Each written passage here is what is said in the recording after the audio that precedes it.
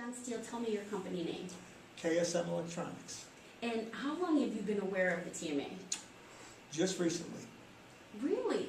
And my next question was, why haven't you considered joining, but since you just recently heard about I it? think a lot of it is, it's geared towards smaller companies, smaller than my company.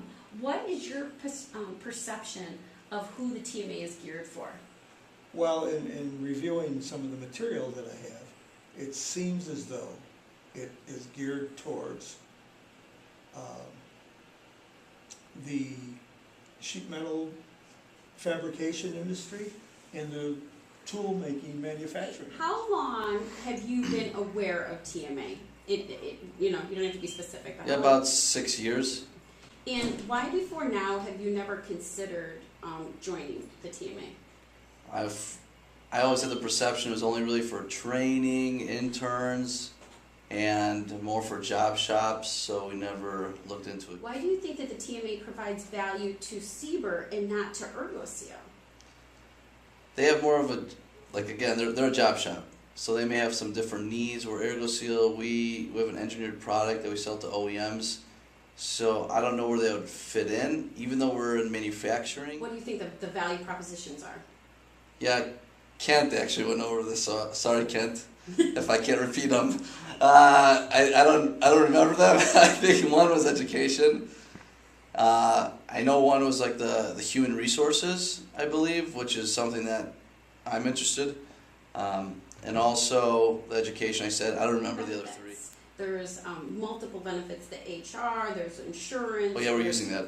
Yeah. So that was Yeah. benefits definitely is something you could take further. Absolutely. That was a big one. That's actually what got me to even think about the TMA in the first place. Warren, how long have you been a part of TMA? My company has been a part of TMA probably for 60 years. So prior to you acquiring the company, they were already involved. Yeah. Were they active like you were active? No, No. no.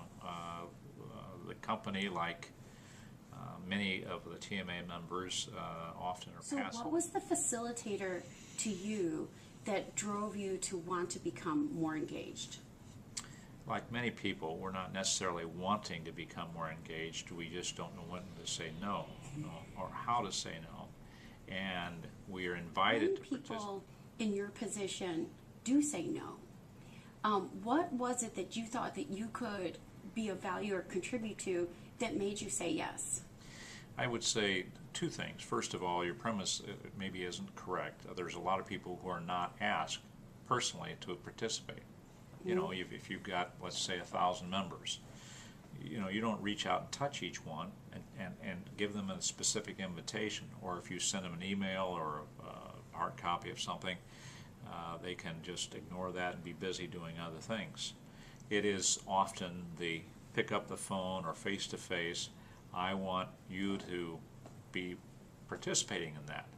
And then either you've tweaked their interest or they got this weak moment where they say, okay, I'll look into it. The next thing you know, the hook is planted and they're in doing something.